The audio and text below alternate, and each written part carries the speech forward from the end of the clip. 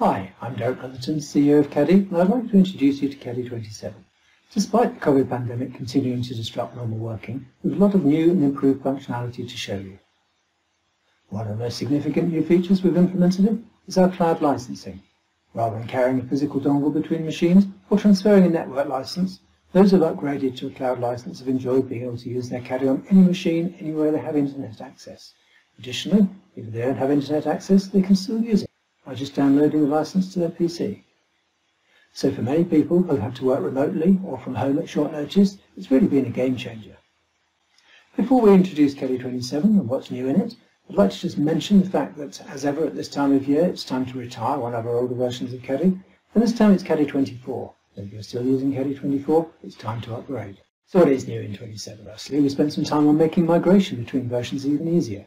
Caddie 27 migrates far more settings than any previous versions to save you time when you upgrade. We've done a lot of work on blocks, with smarter options for setting and changing origins, better attribute scheduling and faster editing. For those of you who do a lot of detailing, using some of the specific mechanical and architectural application commands, you notice that we've upgraded a number of these classic commands to make them easy to work with and to make them create smarter drawings. Our catalogue gets some updates, fantastic new window content, and images get new ways of clipping for better presentation. There are also many improvements to general drafting, such as dimensions, leaders, transparency, as well as new and enhanced ways of editing drawings that may have come from other users that may need cleaning up before they adhere to your standards. Caddie 26 gives some huge performance improvements in areas such as switching between sheets, but sometimes at a cost of performance in the model space.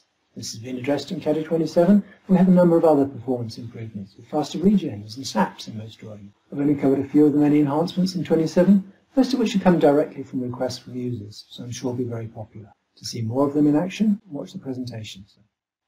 I have many of my colleagues from around the world helping with the webinar today, but I'd like to mention just a few. Charles is going to be doing the presentation, and then I've got Leonie, I've got Andrew, I've got Vic, and I've got Gerard, who are all going to be answering questions and introducing some of the subjects. I hope you enjoy the webinar. Let's kick off by having a look at some enhancements to improve productivity and efficiency in your drafting environment. Blocks are a huge time saver already, but let's have a look at the exciting new features to up your game even further. Good day everyone, this first exercise that I'm going to make use of, block. Now when it comes to creating block, as you can see I've got the one is just a copy of the first one. If I select the first one, as you can see it says multiple 413 objects. If I select the second one, exactly the same. So I'm going to show you how to create the block, because the advantage of working with blocks is you can select multiple objects and you can make it a block so it's got one control point with multiple objects inside.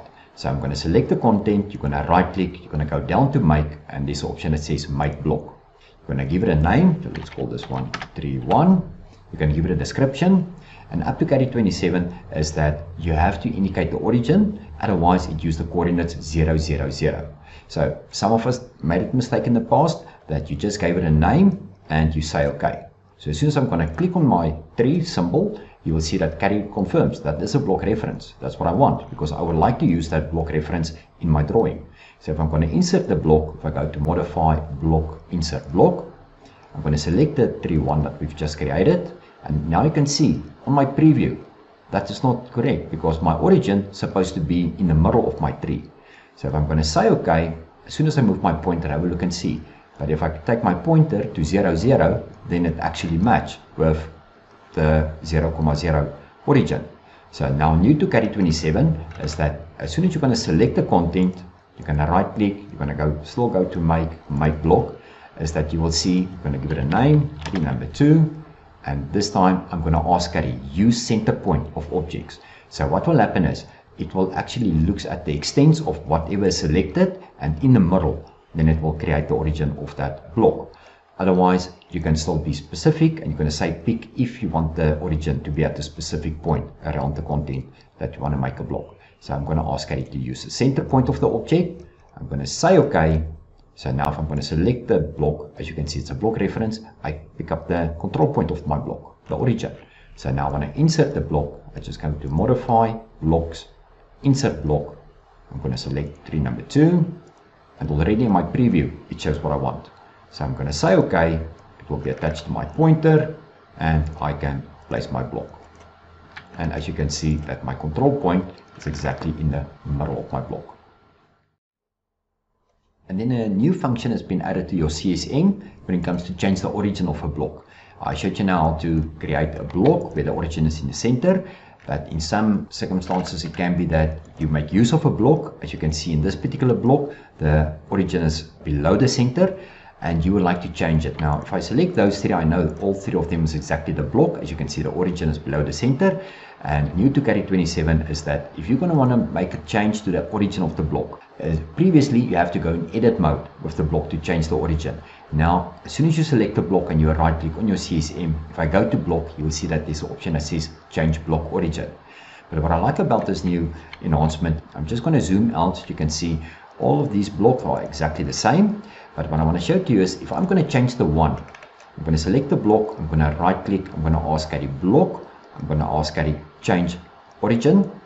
Now CADie asks us indicate new block origin. So if I'm going to zoom in and I'm going to indicate, let's say the top in the middle. If I'm going to indicate the new origin, I'm going to press E for end, I'm going to press escape. Have a look and see the content remains exactly at the same position, although the origin has got a new location. So at any stage now you can just select the block, you can right click, go down to the CSM block, and you will have to change block origin on the right click. And the content remains exactly on the same position. Now when it comes to add items to an existing block, now you can have option in the command line where you can define with a polygon or with a rectangle selection.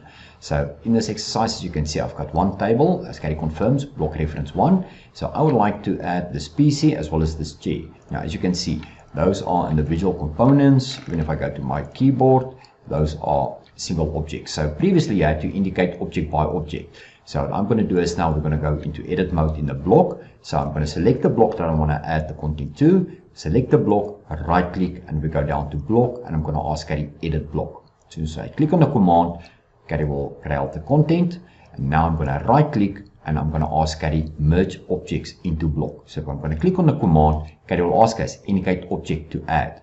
So I'm going to start my selection on the top left hand side. Now you can see in the command line, CADie asks us indicate opposite corner of rectangle, I for inside polygon, or C for crossing polygon. So I'm just going to remain with a rectangular selection. I'm going to select the object, I'm going to press E for end, and now I have to go out of edit mode. So I'm going to right click and I'm going to ask CADie end edit block. So I'm going to click on the command, and as soon as I'm going to select my table, as you can see now my keyboard, my PC as well as my chair is added to my existing block. Now for the users that like to work with nested blocks, means blocks with inside blocks, now we can schedule those nested blocks. So for this exercise, I'm going to make use of my catalog. So in my status bar, I'm just going to switch on my catalog and I'm going to bring in assembly from my catalog. So I'm going to place the first one, second one, and the third one. So just a copy of the first one. I'm going to close my catalog, and now you will see that's block number 1. As you can see, block reference. But within this block, there's actually another set of nested blocks. So to prove my point is, if you go to modify, we go down to block, and we go down, you'll see this option that says analyze blocks. So if I'm going to click on the command, CADie will tell me that is the blocks that's in the drawing. Now if I look at the assembly, you will see that there's a plus sign in front. So as soon as I click on the plus sign, then it will tell me there is another subdivision block involved in this one block. So there displays where the cleat of this cupboard, my back panel, my left door panel, right panel, my handle itself, floor panel. So what we're going to do is now we're going to schedule including the nested blocks. Previously you could only schedule the block itself, but now in 27 you can include the nested blocks. So the command that we're going to make use of is under modify. We go down to blocks and you'll see this option that says schedule blocks. Now new to CADie 27 is that you will see that at the bottom it says include nested blocks. So I want to include all of it, so I'm going to use the double arrow, except the assembly. Sorry, I don't want an assembly, but the rest I would like to have. My output will going to be to table, but the important part is I'm going to ask CADie include nested blocks. So I'm going to say OK, and CADie will ask us indicate the top left point of the table, F for freehand, indicate the position, T for top view, and as you can see, it's given me my scheduled table. Cleat, in this case, my count is 12, And as I scroll down, my handle, back panel, 3, left door, 3, right door, 3. So at the end of the day, when it comes to nested blocks, you can schedule it down. Now, as you can see, I've played with some symbols. Now, most of the symbols come from my catalog, but what I'm going to show you now is if you make use of your own symbols, you can either make use of File, Insert Symbol, or you can make use of the shortcut on your keyboard. So if I use the command, and I'm going to select the symbol that I want to use, in this case a wine bottle, or we can see it as a water bottle to be safe, I'm going to bring it in as a block. So if I say OK, now the majority will be in the top view. So I'm going to change to T for top view, and I'm going to place my symbol. So as soon as I place my symbol, I press escape, and I go back to my front view. This is just the saved preview. Now remember, you can at any stage make use of the orbit as well to change from a top view to side view. Now I notice that my bottle is on the ground. Now previously, up to Caddie 26, you had to select the object, you right click your CSM, and you go to 3D modify, and you use change height. Now that's additional 3 clicks.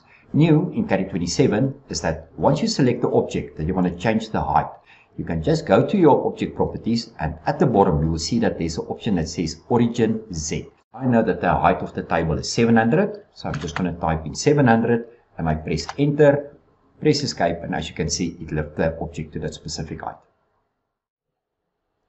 Thank you, Charles and Dick. The next set of enhancements are general commands that are applicable to all disciplines. A lot of these are suggestions from Caddie users like yourselves. When you talk to us, the magic happens. Enhance stretch, fillet, polylines, and dim styles are just a few of these, not to mention the fantastic tools in pictures and transparencies. As you can see, I've got 4 viewports in my model space. Just a quick reminder, the majority normally work with 1 viewport, a single viewport. So I'm just going to show you how to set up a 4 viewport in your model space. So as you can see, I've got my standard drawing in my model space, but at any stage you can right click, you can go down to your viewports, and you can create 2 or 3 viewports. So I've already set up a customized one, so I'm going to make use of this for viewports. And as you can see, in each and every viewport you can set the render mode. So you can see on my right hand side of my object properties, I'm going to set it to flat shaded. I can switch the materials on and off. At the bottom in my status bar, where I can turn on my materials. So what this exercise I want to show you is that when it comes to saving a drawing, sometimes you switch off certain objects. In other words, in my status bar at the bottom, that's where you control the visibility of the objects. I can switch off my text. As you can see, if I toggle between the switch on and off, I can switch off my hatching, I can switch off my dimensions, I can switch it back on again. Remember, it controls only the visibility of the objects, and I can switch off an image. So at the moment, as you can see, I've got red dots, so my text is switched off, my hatch is switched off, as well as my image is switched off. So as soon as I'm going to save this file now, go File, Save, or Control S, I'm going to save the file, and then I'm going to close the file. Because what's new now in 27 is that as soon as you're going to open a file, if I go to my recent file, I open a file, Caddie will come up with a dialog and tell us, your text is switched off, my hatch is off, as well as my pictures are off. Do you want Caddie to switch them all on? So I'm going to say yes. And as I open the drawing, as you can see, my text is back on, my hatch, as well as my image. Now before I'm going to show you the stretch command, I'm just going to recap on last year's launch that you can change your theme. At the moment, I'm running on a light theme. So even if I'm in a drawing, as you can see, I've got a drawing open. I can go to View, I can go down, and there's an option that says Change Theme. And at the moment, under the Modern, I'm running on the light theme. So if I'm going to change to the dark theme, I'm just going to click on Dark. And at the bottom left-hand side, you'll see that Caddie says Loading Vector Icons. So you don't have to restart your Caddie. Caddie will update your layout automatically. Once it's done, then you will get your new view. And as you can see, now this is now the dark theme. So we're going to do a few exercises with the dark theme, and then I'm going to show you the normal one again. So on my left hand side, everything remains the same. So if I go to modify, I can go down and I'm going to make use of the stretch command. So I'm going to click on the stretch command. Up to here, everything remains the same as in the previous versions. My selection is going to be scope. My indicate width is set to rectangle. Drag stretch entities, that's the same. Have a look and see, it's set to rectangle. So as soon as I'm going to say OK, Caddie will ask me, indicate first corner of a selection rectangle. So if I'm going to start my selection box, and I would like to include these 2 circles, but then I realized that I actually want to exclude the second point of that top line. Then now I need to change to a polyline. So all I have to do is, if I read the command line, now this is the new enhancement in 27, CADie asks us indicate the opposite corner of rectangle or change to polygon selection. So I'm going to press P for polygon, and now I can be more specific, what I want to include, exclude, and E for end. CADie asks us indicate first move point. I'm going to indicate the start point, and I can be specific and type in, let's say, 20 millimeters to the left, press escape, R for regen, and as you can see, it did update, and only the 2 holes went with my stretch. I know most of you are familiar with the fillet command. On the left hand side, if you go to your modify, in the sub-column, you go down to fillet, then you tell CADie, okay, when it comes to your trim, neither or both, and you give it a radius. But then you have to indicate the first line and the second line. So new to CADie 27 is that if you've got a polyline, now as you can see, this is an open polyline, and I'm going to make use of these closed polylines, is that you can ask CADie to auto fillet the corners for you. So I'm going to select the polyline, as you can see in the object properties, CADie confirm polyline 1. I'm going to right click CSM, we go down to polyline, and then at the bottom you see a new enhancement to 27 is that auto fillet polyline. So I'm going to click on the command. CADie will ask us what is the radius. In this case it's going to be 40 millimeter. I'm going to say OK, and as you can see at each and every corner it did apply my fillet with a radius of 40 millimeter. When it comes to a closed polyline, now as you can see in this, just presents a base plate as well as a table mounting plate. So as soon as I select this closed polyline, I can right click, go down to polyline, and ask CADie auto fillet polyline. Give it a radius of 40 millimeter. I'm going to say OK, and it did all the corners. But what I like about it is it's in a loop. As you can see, CADie asks us indicate the polyline. So now I can go to the next polyline, indicate the next polyline. So once I'm done, E for end, press escape, and there's my new fillet command applicable to your open or closed polylines. The command we're going to use now is an existing command, and that is to remove a gap. So the command itself is under modify. Go down to break cut, you see there's an option that says remove gap in line. So if I click on the command, now CADie will ask us indicate line on the one side of the gap. Now I'm just going to switch off the construction line just to prove to you that they were collinear lines. If I indicate the first line, CADie will ask us indicate line on the other side of the gap. So if I indicate the last line, then it looks like if the first line extend all the way up to the end. It did extend, although if I'm going to select it now you will see that the lines, the existing lines where there were gaps, they remain their original position. That means you're going to end up with double ups. Let me just delete that one. As you can see, these are the lines behind the new lines that you have created.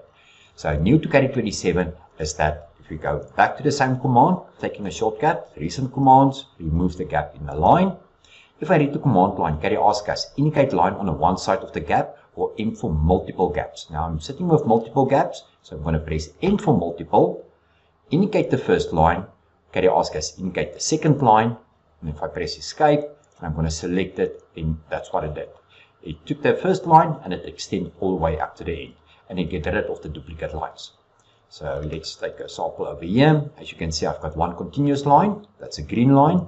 I've got a dotted line, another solid line, dotted line, and a solid line. So I'm going to use the same command, just recap on the paths, and I modify, break cut, remove gap in line. But I'm reading the command line, and I'm going to ask CADie M for multiple gaps. So I press M on the keyboard. CADie asks us indicate the line on the one side, so indicate the first line, and then CADie asks us indicate second line. So I'm going to indicate the last one. So now if I press escape, I'm going to select it. You will see that I will have one single individual continuous line. Now for the polyline users, you will love this one because let's say I'm going to start off with joint lines. I'm going to start off with joint lines, or something like this. And then when it comes to an arc, you can make use of 132. Just change to a different pen color. Start point, let's go up to there. There's an arc involved. And then I'm going to make use of a polyline. So let's just change to different pen color. I'm going to start off with my polyline. A for arc segment. That I've got a polyline, I've got an arc segment, and I've got lines. So previously, if you wanted to create a polyline, you first have to explode your existing polyline so that you can combine them all so that it's lines and arcs to convert it to a polyline. Now, new to Caddie 27 is even if there's an existing polyline part of your selection, have a look and see, you can still make all of them one polyline. So all you have to do is you're going to select the components, you're going to right click, and if you go down to make, you'll see there's an option that says make polyline from line, arcs, and polylines. I'm going to click on the command, and as you can see, if I select it, Caddie confirm the object properties, one polyline. Little change has been made when it comes to your leaders, but it will avoid confusing when it comes to your snap modes. So for this exercise, I'm just going to switch off my grid. And now on my left hand side, if I go to my leader set, you will notice that my creation direction is started header. So I'm going to say OK. And now you'll see, as soon as I'm going to make use of the command itself, in the command line, Caddie asks us indicate start of leader. And then previously up to Caddie 26, you had to press S for spline and P for polyline. So now it's been changed to L because your S is by default set to auto snap. As you have a look at my pointer, if I press F, it's freehand, S is for auto snap. So at any stage, I can still toggle between a spline and a polyline in my command line. So as it shows in my command line, type is currently spline. So if I press P for polyline, then it changed to polyline. And if I press L on the keyboard, it changed it to spline. So I remain in auto snap mode. I'm going to zoom in, indicate the start point, indicate the next point, indicate the next point, and then I would like to add some text. So I'm going to press T for text, opens the editor, and I can give it a radius of 1000. So I'm going to say OK, press escape, there we go. Now anybody that works with dimension is going to love this one, because I think most of you, as well as myself, as soon as you indicate the first point, second point, and then you realize, but this is actually the incorrect dimension style. So have a look and see the new enhancement in 27. If I go back to my dimension set, you will see that I've got two dimension styles. At the moment, the one I'm making use of, I'm just going to show you, hasn't got a fixed length. As you can see, the fixed length of my extension line is switched off. The second style has got a fixed length of 5 millimeter. I'll just show it to you, fixed length of 5 millimeter. So what we're going to do is now, I'm going to start off. I'm going to set the full extension one as set current. I'm going to say close. So now I start my dimension, indicate the first point, second point, and then I realize, but I actually wanted to use the style that's got the 5 millimeter witness line. So all I have to do is now, if I read the command line, Caddie will ask us, indicate point for dimension, change style, or type O for offset. So I want to change the style, so I'm going to press Y on the keyboard. So as soon as I press Y, it brings up my set of dimension styles, and I'm going to select the one that I want to make use of, set current, I'm going to say close, and as you can see, now change it to the correct style. So now I can just carry on, indicate next point, next point, next point. For the users that work with pictures, there's two enhancements. First of all, you will see that if I select a picture and I right click and I go down to my CSM, you will see there's more picture related commands added to your CSM. Secondly, you will notice that there's one that's called now clip picture by object. Previously, you had to do it by points. So what we're going to do is we're going to create a circle. So I'm going to click the circle command and I'm going to indicate what portion of my picture I would like to make use of. So I've created my circle on my boundary, so I can select my picture, right click, I go down to pictures, and I'm going to make use of clip picture by object. So I'm going to click on the command, Caddie will ask us, indicate clipping object. So I'm going to indicate my circle, and it clipped my picture. At any stage, you can still unclip the picture for those that's not familiar with working with pictures. And you can also make use of your context toolbar at the top. As you can see, there is a clip picture extend. So if I click on the command, then I can say clip or I can unclip. So I'm going to use the unclip now, and Caddie will ask us, indicate picture to unclip, indicate the picture, and I'm back where I was. Of course, there was a limitation on the DWG engine when it comes to hatching an area on your drawing, and then it looks like it's distorted. And now I'm going to show you why. If I'm going to zoom out and I'm going to press F4 for zoom extents, then it looks like if your drawing is in the middle of your model space. Although, if I'm going to zoom out, have a look and see, my drawing itself is away from my UCS. Up to now is that when you zoom into your drawing and you apply a pattern hatch, it looks distorted, but although if you look at my object properties, that's supposed to display as gravel. Now the reason for it is, as soon as you add hatches to your drawing, and the hatch is too far away from the origin, your UCS, it will display distorted. It will keep it aligned. So if I'm going to extend, as you can see, it keep the hatches aligned, but it displays distorted because they all share the same origin, and that's at your UCS. So when you phone in for support, then we tell you that, okay, we have to get the origin closer to your hatch. So either you move your drawing closer to your UCS, or you can select the hatch, right click, you go down to hatch, and you have the option that says move origin. So there's two enhancements. The first one is that if you open an existing drawing and your hatch display distorted, you can now select multiple hatch, right click your CSM, we go down to hatch, and you will see this option that says move origin. So I'm going to click on move origin, and Caddie will ask us, indicate new origin for hatch. So I'm just going to indicate over here, and as you can see, now they display as gravel. And still, they will be aligned. So if I grab the endpoint, as you can see, it's aligned to the other hatches. So that's the first enhancement. The second one is that from the start, because for some reason your drawing need to remain far away from your origin because of the survey. So now I'm going to show you how to bring in a pattern. And so either you can, when you're going to add it to your quick hatch, or you can go to manage, you go down to hatch, you'll see there's a parameter set. And new to 27, there's an option that says reposition origin. So if it's switched off, that is what you had up to Caddie 26. Have a look and see. I'm going to say OK. And now what I'm going to do is I'm going to bring in my hatch and I'm going to drop it. Press escape, zoom in, and as you can see, the hatch display distorted because the hatch is away from the UCS. So have a look and see now. I'm going to make use of that same command, but this time I'm going to ask Caddie. I'm going to switch it on, because Caddie will give you explanation. If you take your pointer over, Caddie will tell you to ensure hatch patterns are aligned by default hatch origin defaults to your UCS origin. So if you're going to switch this on, what it means is it will automatically reset the origin to the point where you're going to indicate the hatch. So now it's switched on. I'm going to say OK, and I'm going to bring in that same hatch to the left hand side, drag and drop, press escape, and if I zoom in, you can see immediately the difference between the two. On the left hand side, it displays correct. On the right hand side, it displays distorted.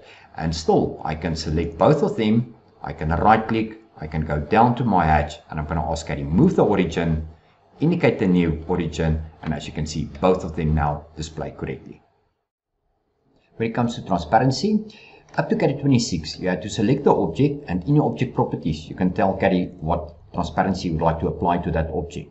Now, new to Caddie 27 is that you can work from the start with a transparency switched on. So you can set your transparency, you can say by layer, you can say by block, or you can even tell Caddie, I want it to be 60%. So what that means is anything that I'm going to draw now will have a transparency of 60%. So let's start off with a wall. So I'm going to go to my build, I'm going to start the wall command, everything remains the same. A standard wall style. I'm going to indicate start point, next point, and as you can see, the wall definitely has got a transparency to it. And if I select the wall, you will see that the transparency confirms 60%. And also an announcement when it comes to transparency. Previously, if you select the object and you right click and you go to your clone option, you didn't have the option to clone the transparency setting. So in 27, now I'm going to ask Caddie, please use this transparency of 60%. I'm going to apply it to an object. So if I say OK, now I can even add it to a roof slab. I can apply it to a wall, to any object. Let's go back to the 2D drawings. If I go top view, just to show to you that even when it comes to your hatching, I'm going to open the hatch and I'm going to ask Caddie, let's indicate first point, next point, end, and I'm going to bring in another hatch, first point, next point. And as you can see, both those two hatches has got transparency to it. Otherwise, you couldn't see the one that's below it or on top of it. Or you can select the hatch and you will see in your object properties transparency 60%. So any 2D, any 3D object, anything that you're going to draw will have a transparency of 60%. For those that like to work with symbols, if I'm going to bring in that symbol, have a look and see. First, I'm going to set my transparency to 0. So now I'm going to bring in a car. So that's going to be a block. So I go to block, insert block, and I'm going to select my symbol that I want to use. I'm going to say OK, and let's place it here in front of the door so you can see what I'm trying to explain to you now. I would like to see through the windows to see the door in the background. So what I'm going to do is now I'm going to set my transparency to 60%. And now I'm going to bring in that same symbol. And now you'll have a look and see. If I go insert block, I'm going to select that symbol. I'm going to say OK. And I'm going to place it here in front of my water feature. And as you can see, now I can see through the window, I can see what's behind it because there's a transparency applicable to the hatch. Now, how did I set it up? Now, first of all, it doesn't matter to which block I go. Both of them is exactly the same symbol. So the setting in the symbol will be as follows. You're going to go into edit mode. So I'm going to go block. I go to edit block. Now, what will happen is you're going to select the hatch that you would like to be transparent or by block. And now you will see that my transparency is set by block. Anything that's selected and it's set by block, it means that whenever you're going to bring in that symbol, it will actually look at what is your current setting. And in this case, my current setting was set to 60%. That's why you could see through the window. When my transparency was set to 0, you couldn't see through it. And that was the first one I've applied in front of the door. So the first time when we insert the symbol of this block, we've set it to active transparency to be 0. So at any stage, I can still go and select that existing symbol, and in my object properties, ask Caddie to give me a transparency of 60%. And as you can see, now both of them look exactly the same. In the marketplace, more and more pressure is shifted onto the designing and drafting fraternity when it comes to BIM, 3D models, rendering, etc. In this next part, we are going to demonstrate how the section functionality has been improved and refined in order to maintain smaller models, which will add up to improved performance on the current already burdened hardware. Now I'm going to show you how to add exclusions to your elevations or your sections. Now as you can see against this one wall, I've got some graffiti. Let me just select that. So you can see my object properties. I've got some arcs, I've got some hatches, lines and polylines. Now, you would like to show it for your client, but when it comes to your submitting plans or your elevations, you would like to exclude those objects. So now I'm going to show you how to set it up. So we're going to go back to the top view. And first I'm going to show you what you had up to Caddie 26. So we go to vertical section, we go to quick section, you indicate the start point, indicate the next point, E for end, and I want to see up to there, and I place the elevation. So as you can see, it shows my hatches, my lines, arcs, everything.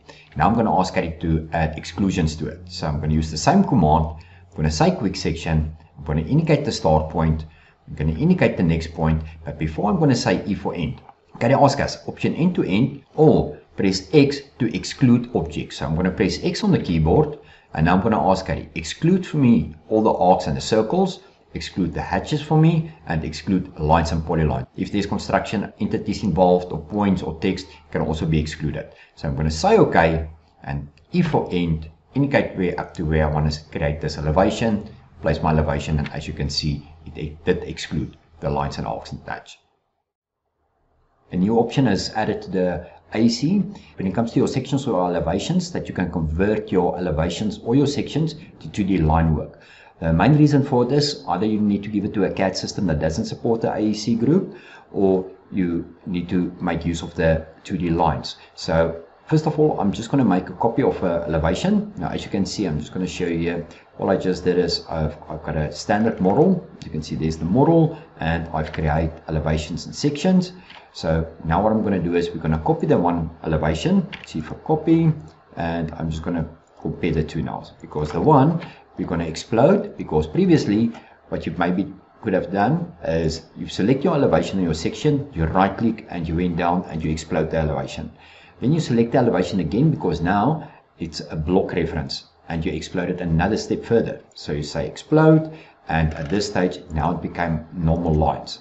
So that's the one option that you probably did in the past. But have a look and see now. New to Caddie 27 is that you can select the elevation or a section, you can right click, and if I go down to section, you will see there's an option that says convert section to 2D line work. So you're going to click on the command. Caddie is finished, and have a look now. Both of them, this one is also now converted to the lines, but let's compare the two. If you just explode your elevations or your sections, you will see that with this one, I've got 556 elements in it.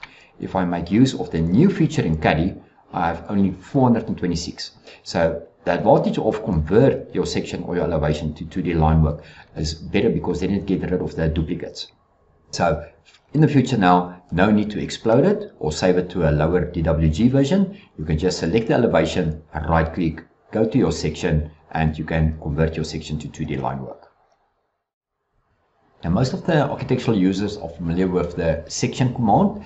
So now I'm going to show you what's new to the command. First of all, you'll notice that, or I'll show you that you can specify, or you can be more specific and tell Caddie that when you want to do the section, that the text itself need to be a specific style. And then it's also going to be annotative. So let's just recap quickly on how to create your own text style. On your left hand side, you're going to go to annotate. In the subcolumn, we go to text set. In this dialog, you will have your styles. And now we're going to say manage, because we're going to create a new one. I'm going to say new, and we're going to call it Caddie 27. We're going to say section. So now I'm going to say OK, and now we're going to apply a specific font to that style name.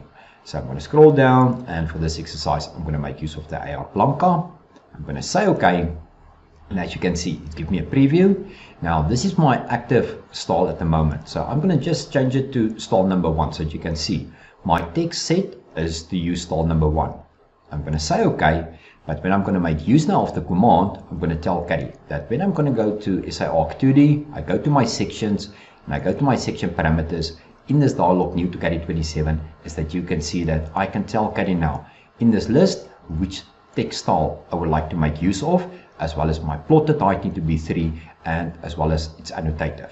So I'm going to say OK.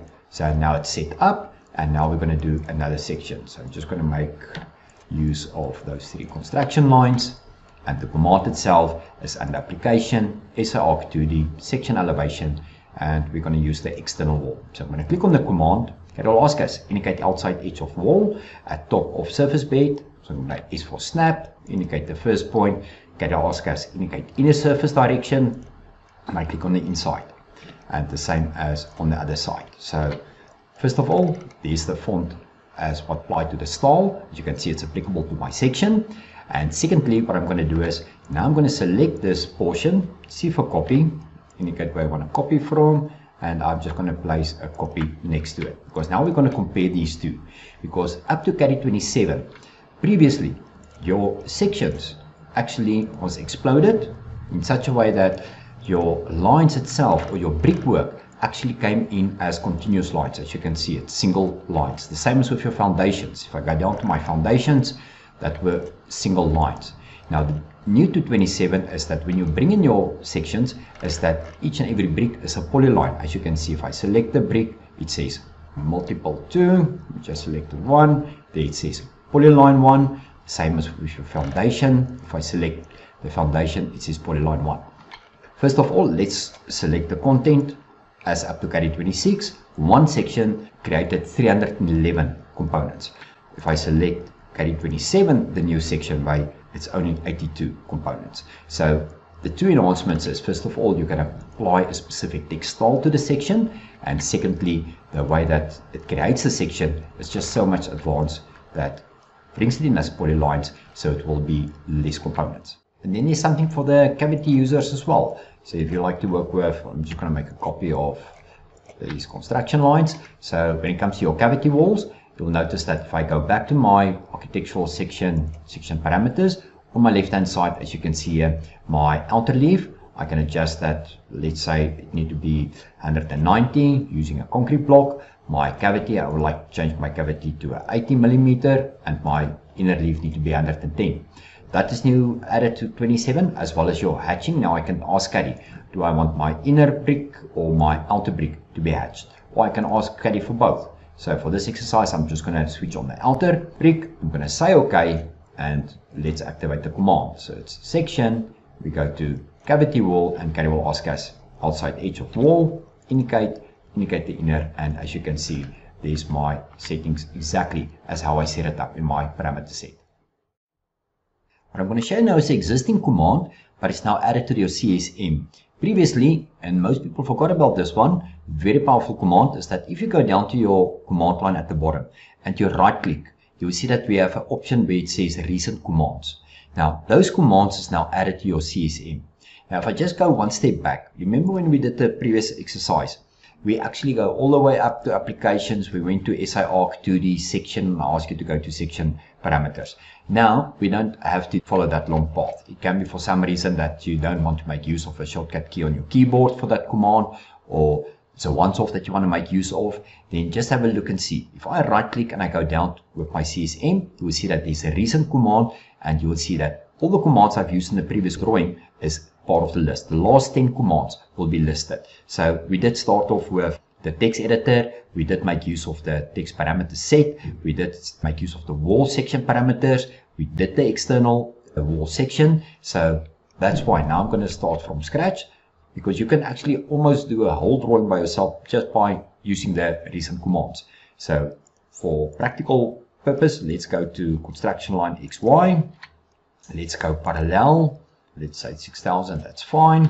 Let's go to line command, the polyline command, and let's go to a dimension. I want to add the dimension to it as well.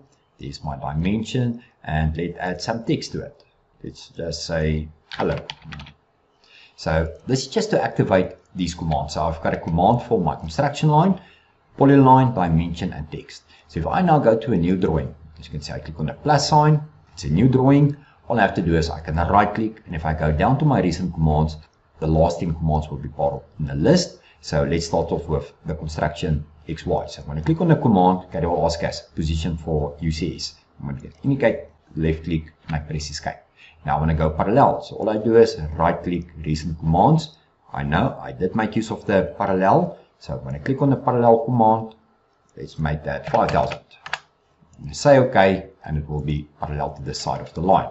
Now I would like to draw a line. So I can right click recent commands, and I can say, let's create a polyline. S for snap, start point, next point, and for that matter, I'm just going to make use of my tab key just to keep it horizontal and vertical. So you can see I do make use of the command. Right click, let's go to recent commands, let's add the dimension, horizontal dimension, indicate, change to a different pen color, indicate start point, next point, first dimension, next up to there. And let's add some text. So right click, recent commands, and you'll find enter text via editor, and we say Caddie 27. If I say OK, and I can place my text. So if OK, most of the time you're familiar with your snap mode, you may be familiar with your custom menu, you've created your own toolbar, but for some reason you go and have to make use of commands that's got a long path. Remember, make use of the command. Once you've used it, it will be, if you right click, the last 10 commands will be listed under your recent commands. Swartland windows are now available in your catalog. So to activate your catalog, in the status bar at the bottom, you see there's a command that I can click on, or alternatively you can make use of view, scroll down, and you click on catalog. Now by default, you will get, with your installation, you'll get a Caddie 27 sample, and you'll have the option that says download additional catalog. As you can see, I've already downloaded some of the content. I'm just going to recap to show you how to download the content. So Caddie will open a dialog. You need to be on the internet, and then what will happen is, as you can see, some of it I've already installed. So you get the name, you've got your description, and you've got your status. So we're going to download the Swartland. So you're going to click on Swartland, and you're going to hit download. Then Caddie will download it in the background, and once it's done, Caddie will give you a message, and it will be part of your list. So let's go down to Swartland. Now, as you can see on the left hand side, let's start with the first one. SMS, that's for your Swartland Mark Sash. CD is for Cape Dutch. Then we've got the Victorian, and we've got full glass, etc. So let's just drag and drop. So I'm going to drag the symbol that I want to use, and I can indicate. Remember, you don't have to be in a top view, but let's go to a top view as well if you want to be more specific. So let's drag and place my symbols. Press escape, and let's create an elevation. So to create an elevation, just go to bold, vertical section, quick section, and ask Caddie start my elevation from here up to there, T for end, include everything, and place the elevation on the side. There's the new Swartland windows. On the mechanical side, clients ask us when it comes to resistors, datums, machining symbols, you can insert it as blocks, because the advantage is that the text itself is attributes, so we can export the attributes to a table. So let's make use of a few symbol commands. So on the left hand side, I'm going to go to my mechanical application, and in the sub-column, I'm going to make use of datum. So I'm going to click on datum. Now the first character I'm going to make use of is A. My datum scale, And the important part, as you can see, is create as block. So I'm going to say OK, and Caddie will ask us indicate line arc polyline on the correct side, indicate the position of the symbol. So now let's make it a B, and I indicate on the correct side of the line. So both of them, they are symbols, but they are block references. So the A and the B is actually text, that's attribute, so that's what we're going to export to a table. We'll just make use of another mechanical symbol. Now remember, on the left hand side is only the most commonly used commands, so more additional commands to mechanical, you'll find it in application, mechanical, go to mech notate, and let's make use of geometrical symbol. I'm going to make use of the first one, my pen color, important part, create as block. So I'm going to say OK, and then Caddie asks us once again, indicate line arc polyline for symbol on the correct side, indicate my circle, indicate the position of my block, and I press escape. So now we would like to export these blocks to the table. So the command that we're going to make use of is under modify, then we go down to blocks, we go down to attributes, and then you see there's an option that says extract attribute to table. So I'm going to click on the command, and Caddie asks us extract all attributes from block references in model space, or you can be more specific and you can say select block reference to extract attribute. So I'm going to say all, I'm going to say OK, and Caddie gives me a list of all my blocks. I'm going to ask Caddie to give me a block representation, and at any stage we can rearrange it. As you can see, I move it up or down. I'm going to say OK, and Caddie asks us indicate first corner of table. So all I have to do is indicate first point, opposite corner, press escape, and as you can see, it's giving me my name, my block representation. Let's just make this one a bit bigger, my datum, as well as the tolerance. Users that like to work with attributes, you're going to love this one, because what you're going to do is you're going to create a block. Now at the moment, as you can see, this is just normal hatch with some arc and lines and circles to it. We're going to add the attribute, and then you're going to make it a block, and as soon as you're going to rotate it, you'll see that your attribute will remain horizontal, or the text itself. So the command that you're going to make use of is under modify, you go down to blocks, and you see this attribute command where it says create attribute. Now, before you're going to make use of this command, we first have to set up the text style, because the nice enhancement is applicable to your text style and not to the command itself. So let's go one step back and let's go to your text set. So we're going to create a style, and in this manage, you're familiar now with how to create a text style. I'm going to say new, and I'm going to call this one attribute. I'm going to say OK. I can select the font that I would like to make use of. And before I'm going to say OK, have a look now. This is the new enhancement to the command. On the left hand side, I'm going to switch on annotative. That activates the option that says match text orientation to layout. So I'm going to switch that on, and as soon as I'm going to say OK, that text style is created.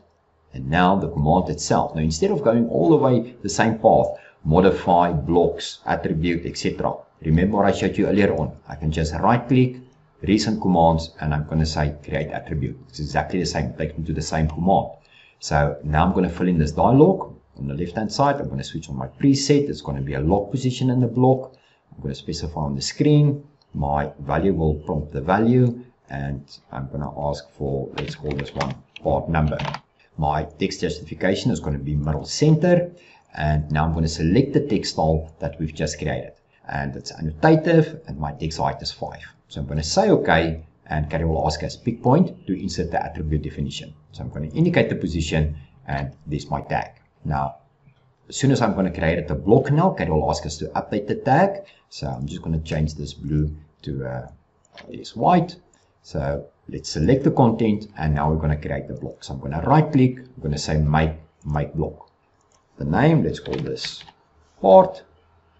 And as you can see, the use center point for object is already switched on. Earlier on, I explained it to you, so I don't have to worry, because I would like to have the control point or the origin of my block to be centered.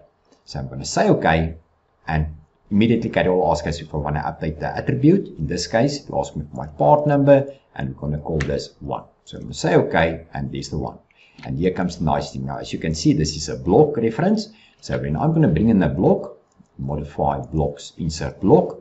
Now I'm going to say bring in this block that we've just created, and I'm going to say OK. And while it's attached to my pointer, I'm going to right click, and I'm going to ask Caddie and rotate.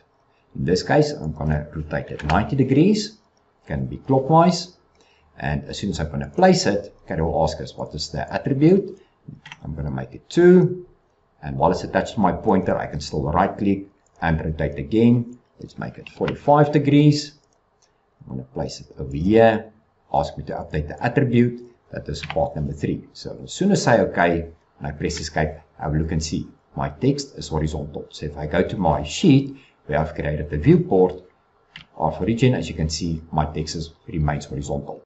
So even if I go back to my model space now, and I'm going to ask CAD to rotate one of these objects, say a rotation angle, I'm going to go rotate, 0 for dynamic, I'm going to press enter, indicate the midpoint, indicate my control point, have a look and see. I'm going to rotate it in my model space, have a look and see what's going to happen with the attribute. I'm going to place my tool, press escape, and as you can see, it remains horizontal. Let's go back to the sheet. As you can just see, it remains.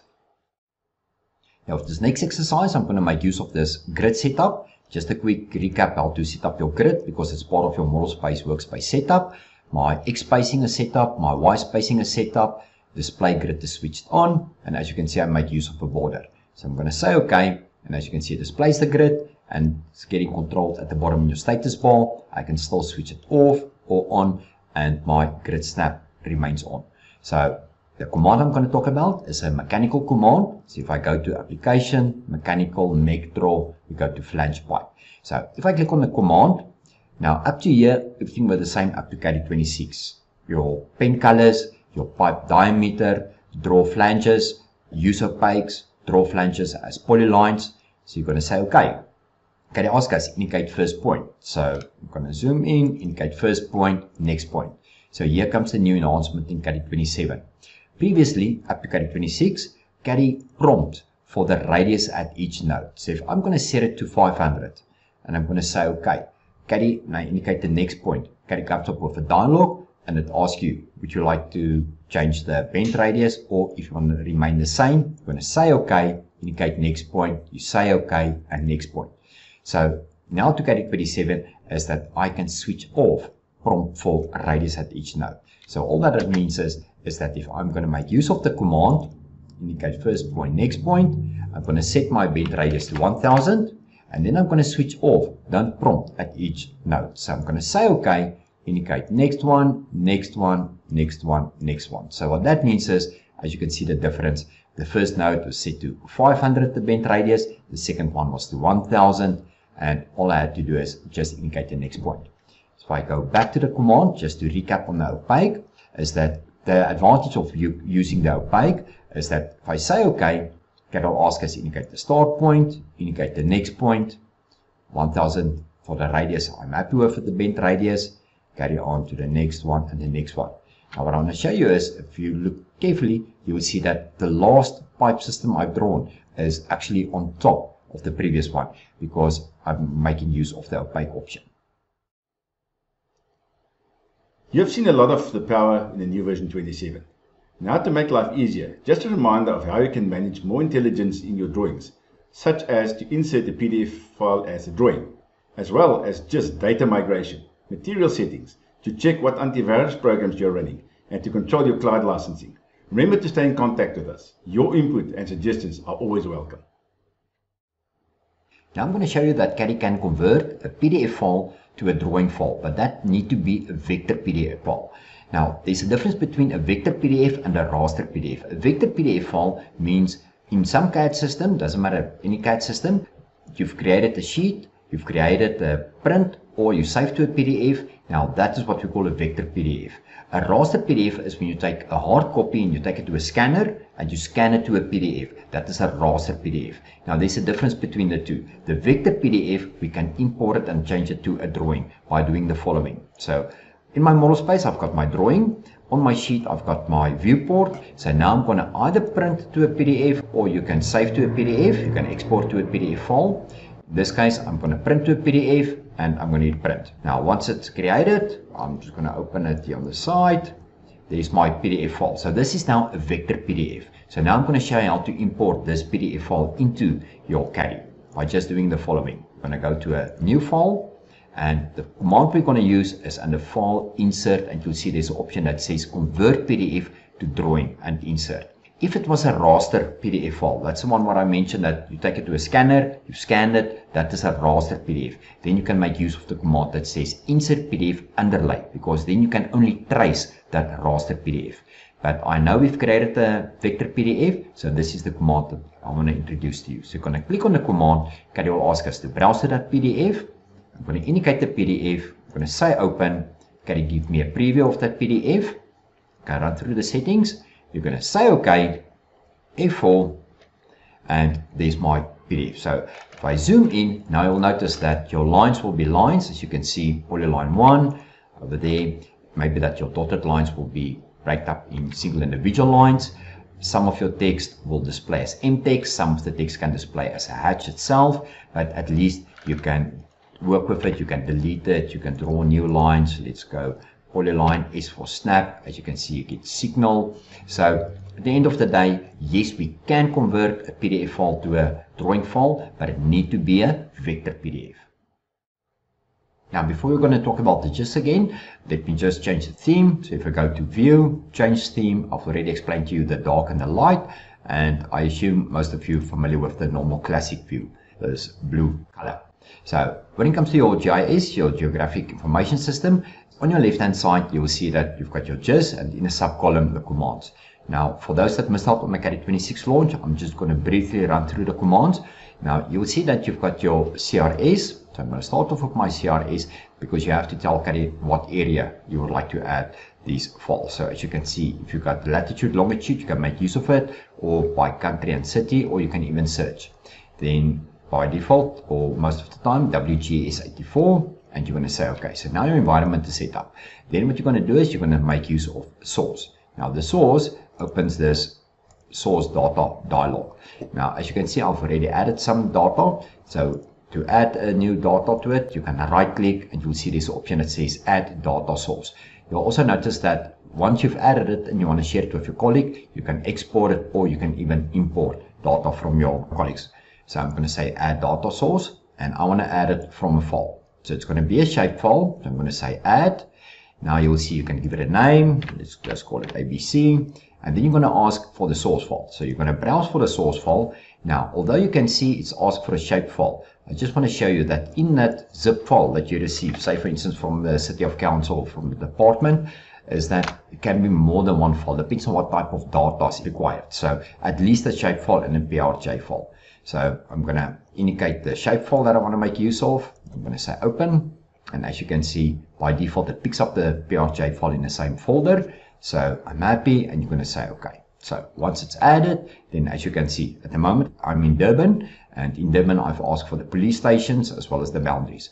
So if I go to my info, and I'm going to click on one of these yellow dots, as you can see, that gives me a satellite. It says it's satellite police station and it's on the Marine Parade. If I go zoom out, let's just change to, let's say, Cape Town. I'm going to go to Cape Town. As you can see, there's the castle.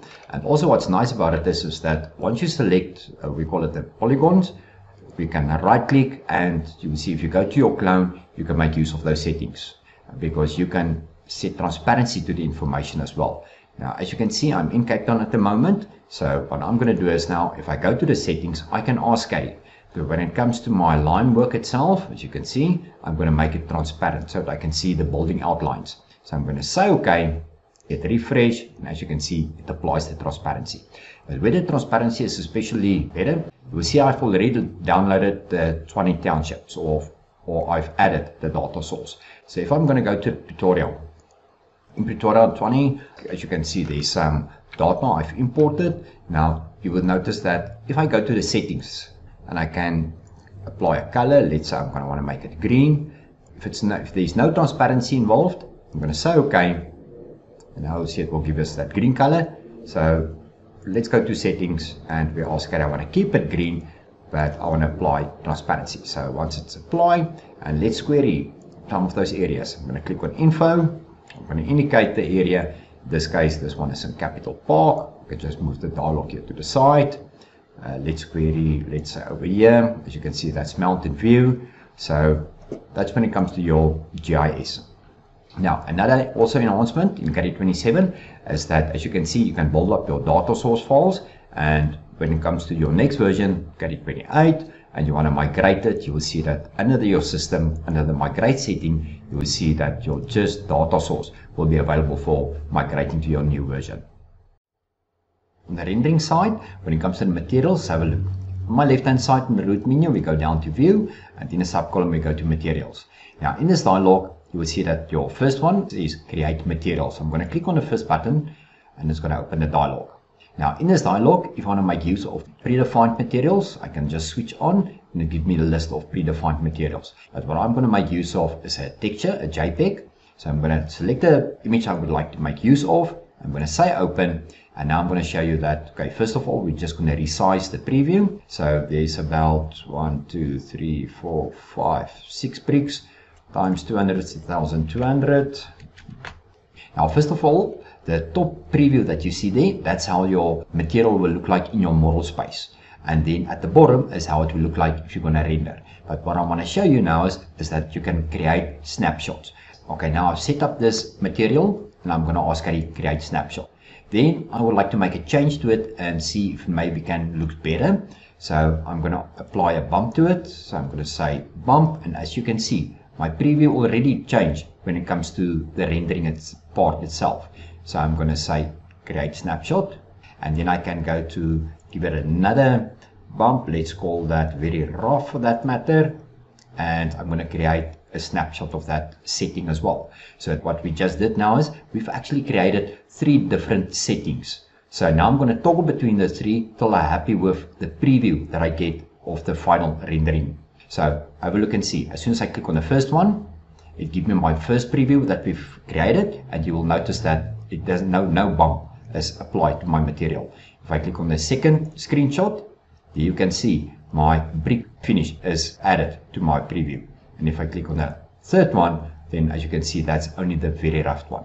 So then you don't have to go and fiddle between the settings, because at some stage it did look better, but you cannot recall what was your setting. So now you can just create a snapshot, and then you can toggle between the snapshots and say, right, this is the one I would like to use. Now I'm going to ask Caddie, apply, close and attach.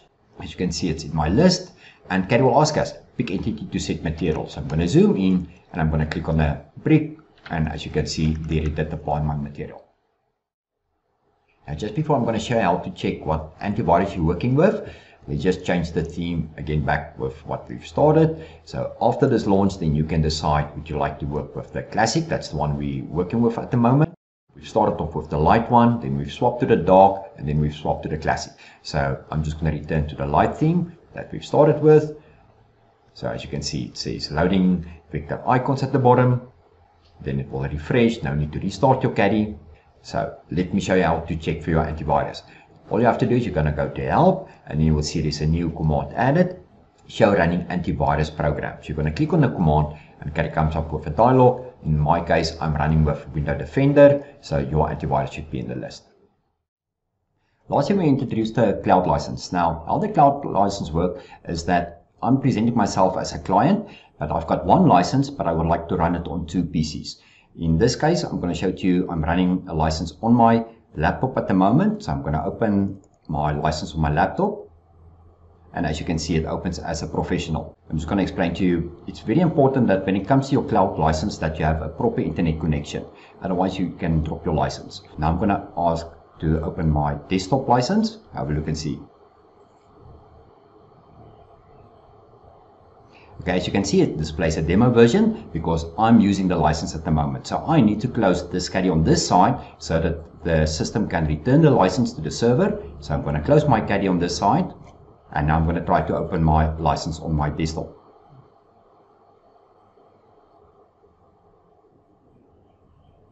And as you can see, I'm running on 2 different themes.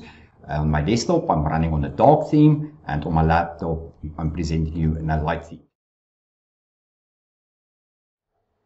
So now I'm going to show you how to detach your license, because for some reason it can be that you in an area that you haven't got internet access.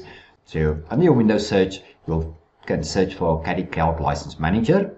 You can open the application, and in this dialog, that's where you're going to tell Caddie for how long you would like to detach the license from the cloud to your local PC. It picks up your license key, and then you can decide, as you can see, for how many hours, days, or weeks. So let's assume I would like to detach the license for 5 weeks. I'm going to hit the detach command, and then say for instance after 2 weeks you decided that you would like to return the license to the cloud. So all you have to do is you're going to open the same application, and then you will see that you will have the option that says return license. So you're going to click on the command, and then your license will be available on the cloud again.